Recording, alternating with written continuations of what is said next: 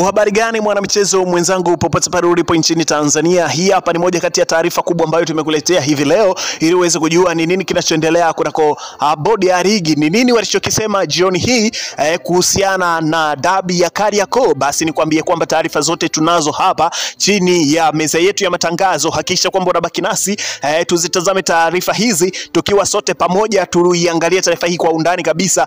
Kama ndo kwanza unajiunga nasi, hapa ni HNT Media ambayo inakuletea taarifa za michezo. Nikwambie kwamba bonyeza maandishi ambayo yameandikwa subscribe hapo chini ya video, lakini pia usisahau ku like, comment na kushare kwa watu wengine. Lakini pia comment yako ni muhimu sana, hakikisha drop comment yako hapo katika comment section, alafu mimi nitakuja kuisoma comment hiyo na kukupasha juu ya nini ulichokiandika katika comment. Mwanafamilia wa HNT Media ambaye umetenga muda wako kuzitazama taarifa hizi ambazo zinaendelea kukijia moja kwa moja kabisa na matangazo ya moja kwa moja kutoka katika studio zetu za HNT Media ambazo zinakuletea taarifa za michezo kutoka katika kila kona ya pembe ya Tanzania.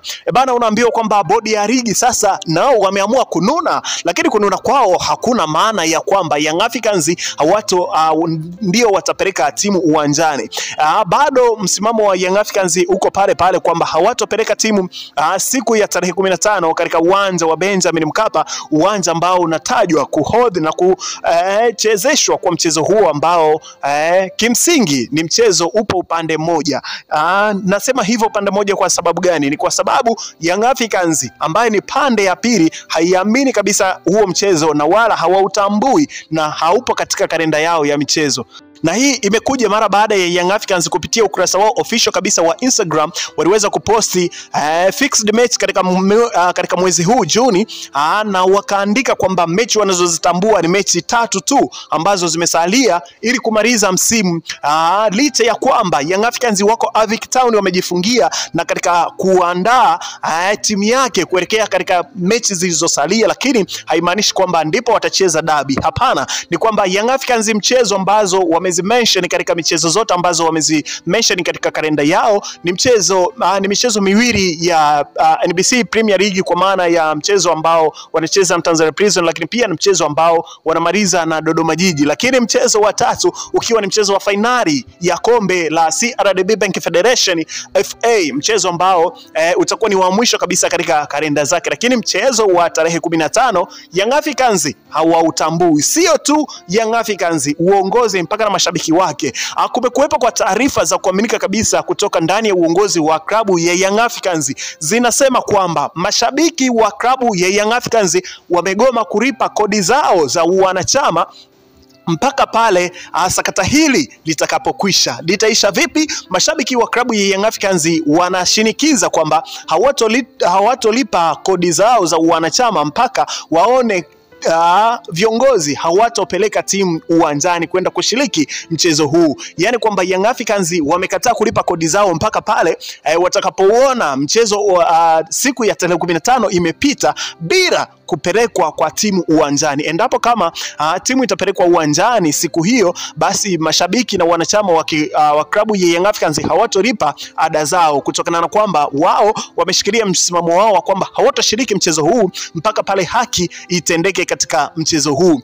Lakini pia madhara ambayo sasa Young Africans watayapata kutokana na msimamo wao, endapo kama bodi ya ligi wataendelea na msimamo wao huu, basi ni kwamba Young Africans dhahiri shahiri kwamba atakatwa pointi 15 katika mashindano ya NBC Premier League, lakini pia na kutozwa faini ya milioni 6. Lakini pia kiongozi ambaye ameshinikiza mgomo huu basi atafungiwa miezi 12 kwa maana ya mwaka mmoja. Sasa watu wamekuwa pia wakihoji kwamba kiongozi mkuu wa klabu ya Young Africans ni Engineer Hersi Said, lakini pia Engineer Hersi Said ni rais wa klabu hiyo ya Young Africans na pia ni mwenyekiti wa umoja wa vilabu barani Afrika ACA, ambao mwenyekiti wake ni Engineer Hersi Said. Endapo kama atafungiwa miezi 12 katika mashindano ya ndani na shirikisho la mpira wa soka Tanzania kwa maana ya TFF wakimfungia Engineer Hersi Said miezi 12 kwa maana ya mwaka mmoja, atakosa sifa ya kuwa mwenyekiti wa umoja wa vilabu barani Afrika ACA. Kwa hiyo ni moja kati ya vitu ambavyo pia mashabiki wameona na kuliweka katika engo nyingine kwa kwamba bodi ya ligi wanamtafutia wanamtafutia shida Engineer Said ili akose sifa za kuwa mwenyekiti wa umoja huo ambao anausimamia, na mpaka sasa ni mwenyekiti wa umoja wa vilabu barani Afrika. Lakini pia tumeona kiongozi huyo wa ngazi za juu kabisa za kafu akipokea miariko tofauti, na tumeona pia akipokea mwariko katika fainali za UEFA Champions League, mashindano ya ngazi ya juu kabisa ya bara la Ulaya yaliyoenda kufanyika huko Italy katika uwanja wa Munich 5. Basi unaambiwa kwamba Engineer Said alikuwa ni mgeni mwalikwa wa mashindano hayo, kutokana na kwamba rais wa PSG ambaye pia PSG ndo imekuwa bingwa wa mashindano haya, lakini pia naye ndiye mwenyekiti wa umoja wa vilabu barani Ulaya. Kwa hiyo wamekuwa na mahusiano mazuri na wamekuwa na contamination nzuri. Kwa hiyo tumeona kwamba Engineer Said amekuwa akialikwa katika vikao tofauti vya soka huko Ulaya, lakini pia rais wa PSG tumeona pia akialikwa na Engineer Said katika vikao tofauti na kubadilishana mawazo jinsi gani wataweza kukuza soka la Afrika na dunia nzima kwa ujumla. Tumeona pia kwa namna hiyo bodi ya ligi wanatumia njia yoyote ili kumzofisha Engineer Said katika kuhakikisha anakosa sifa za kuwa mwenyekiti wa umoja huo wa vilabu barani Afrika, kitu ambacho mashabiki wa Young Africans wamesema haiwezekani kabisa, kutokana na kwamba mpaka sasa Young Africans inaonekana ndo ina makosa juu ya hili lilofanyika. Lakini sasa swali la kujiuliza, kama bodi ya ligi wanaweza kushikilia sheria na kanuni wanaweza kuzifuata, kwa nini pia wasimsikilize Yanga ambaye pia amesimama kikanuni? Kwa sababu Young Africans anataka ajibiwe kwamba kwa nini Simba hakuleta timu uwanjani. Lakini je, uwanja wa Benjamin Mkapa ni uwanja ambao unamilikiwa na serikali. Waliowazuia Simba kwenda kufanya mazoezi ni akina nani? Lakini pia TFF imechukua hatua gani kwa wale waliowazuia Simba kwenda kufanya mazoezi katika siku hiyo ya tarehe 7, mazoezi yao ya kikanuni kabisa? Kwa hiyo naona kabisa kwamba Young Africans ameshikilia msimamo wake kisheria na kanuni. Basi kama TFF na bodi ya ligi wanatekeleza kanuni na sheria, wamsikilize pia Young Africans ambaye ameshikilia sheria na kanuni ambazo kwanza kabisa zinaashiria kwamba bodi ya ligi walivunja huo mchezo kwa maslahi yao binafsi, kutokana na kwamba walishindwa kufuata sheria na kanuni ambazo zinatakika kuvunja mechi na kuahirishwa.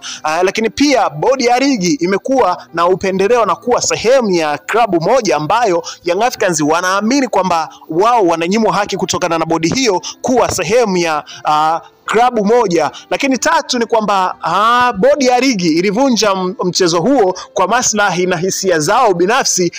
Ndicho kitendo ambacho kilimfanya mjumbe mmoja kujihuzuru hapo kutokana na uamuzi huo ambao waliuamua katika siku hiyo ya Machi 8. Ni vitu vingi sana ambavyo vinaendelea kugonga vichwa vya habari sana huko, na watu wamekuwa wakizungumza, kila mtu akizungumza lake kuelekea kwa mchezo huu ambao umekuwa ukiibua maswali mengi, na watu wamekuwa kila mtu amekuwa akifikiria jambo lake kuhusiana kwa mchezo huu ambao kwa sasa unaendelea kuzua sura mpya siku hadi siku. Lakini msimamo wa klabu ya Young Africans ni kwamba hawatoshiriki mchezo huu mpaka pale haki itakapotendeka, ndipo Young Africans watapeleka timu katika uwanja wa Benjamin Mkapa katika msimu wa huu ambao ni wa 24-25.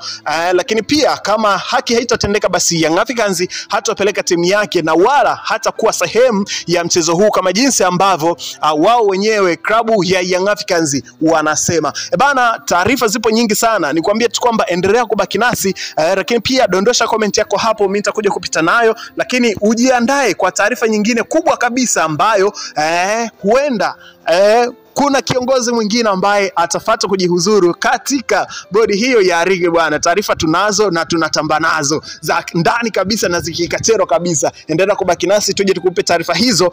Langu jina naitwa Dio, tukutane katika updates zingine. Bye bye.